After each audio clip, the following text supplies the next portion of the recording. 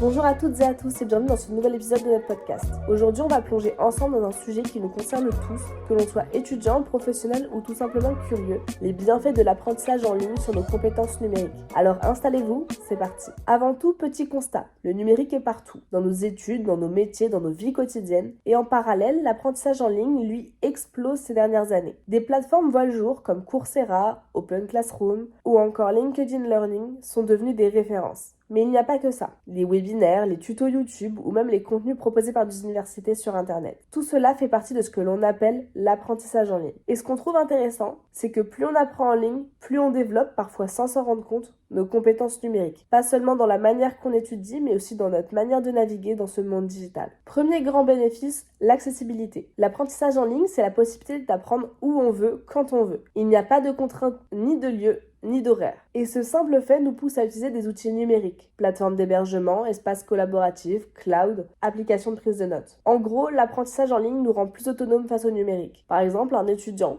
qui doit apprendre à s'inscrire en ligne, à gérer ses accès, à télécharger des documents, à poster sur un forum, à rendre un devoir en bon format. Ça peut sembler basique, mais ça fait partie des fameuses compétences numériques qu'on attend de nous aujourd'hui dans presque tous les métiers. Deuxième point, l'apprentissage en ligne nous oblige à manipuler des outils variés. Une plateforme, ce n'est pas qu'une vidéo à regarder. C'est souvent un espace interactif avec des quiz, des ressources à télécharger, parfois des projets à déposer. Et à force de pratiquer, on devient plus à l'aise avec les outils numériques, comme les logiciels bureautiques, les espaces de travail collaboratifs, comme Google Drive, Trello, Notion, ou encore des outils de visioconférence comme Zoom ou Teams. Prenons un exemple concret. Quelqu'un qui suit une formation en ligne sur la gestion de projet va non seulement apprendre la théorie, mais va aussi utiliser un logiciel comme Asana ou Monday.com pour ses travaux pratiques. Résultat, il développe deux compétences à la fois, la compétence métier et la compétence numérique. C'est ce qu'on appelle un apprentissage doublement gagnant. Troisième bénéfice, la communication en ligne. Suivre un cours en présentiel, c'est facile. On lève la main, on discute avec le prof, on échange avec ses camarades. En ligne, c'est différent. On doit utiliser les chats, les mails, les forums, parfois les visioconférences. Et cela développe de véritables compétences de communication digitale. On apprend à écrire de façon claire et concise, à structurer nos idées par écrit, à respecter une certaine étiquette en ligne. Et quand on travaille en groupe sur un projet, on apprend aussi à collaborer à distance, à partager des documents, à co-construire un travail sans forcément être physiquement ensemble. Et ça, c'est une compétence extrêmement recherchée aujourd'hui dans le monde du travail. Un autre bienfait moins évident, c'est la culture numérique. Quand on apprend en ligne, on navigue forcément dans un écosystème digital. On compare les ressources, on distingue les contenus fiables des contenus douteux, on se crée des habitudes de recherche. Petit à petit, on affine notre esprit critique. Par exemple, quand vous tombez sur deux vidéos qui expliquent la même chose, mais pas de la même manière, vous développez la capacité à juger laquelle est la plus crédible et surtout laquelle est la mieux sourcée. Et ça, c'est une compétence numérique au sens large. Savoir évoluer dans un océan d'informations, trier, vérifier et choisir. Un autre aspect clé, la flexibilité. Le numérique évolue très vite et l'apprentissage en ligne nous met face à cette réalité. Aujourd'hui, vous utilisez telle plateforme, demain une autre. Aujourd'hui un logiciel,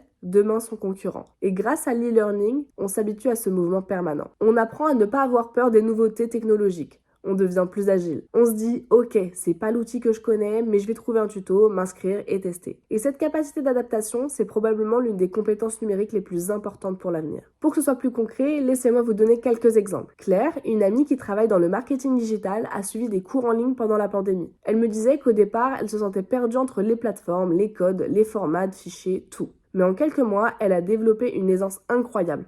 Aujourd'hui, elle anime elle-même des webinaires et gère des projets à distance avec ses clients. Un autre exemple, un étudiant que je connais suivait un cours sur la programmation. Il n'a pas seulement appris à coder, il a aussi découvert GitHub, un outil de partage et de versionnage de code. Résultat, il est arrivé en stage avec déjà une compétence que beaucoup mettent des années à acquérir.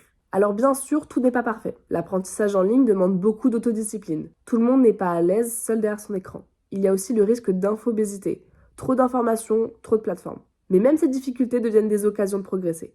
Chercher un bon rythme, apprendre à filtrer, organiser son travail, ce sont encore des compétences numériques indirectement développées grâce à l'e-learning. Pour conclure, on peut dire que l'apprentissage en ligne est bien plus qu'un simple moyen d'acquérir des connaissances. C'est aussi un formidable accélérateur de compétences numériques. En apprenant en ligne, on apprend aussi à naviguer dans le monde digital, à utiliser des outils, à communiquer, à collaborer, à s'adapter, à garder surtout son esprit critique. Alors que vous soyez étudiant, professionnel ou simplement curieux, je vous encourage à tester, à explorer une formation en ligne, même courte. Vous verrez, ce n'est pas seulement le contenu du cours qui compte, mais c'est surtout tout ce que vous allez développer aux alentours. Merci d'avoir écouté jusqu'ici. Si ce podcast vous a plu, n'hésitez pas à le partager et à en parler autour de vous. Et surtout, continuez d'apprendre, en ligne comme ailleurs. Et à très bientôt pour un prochain épisode.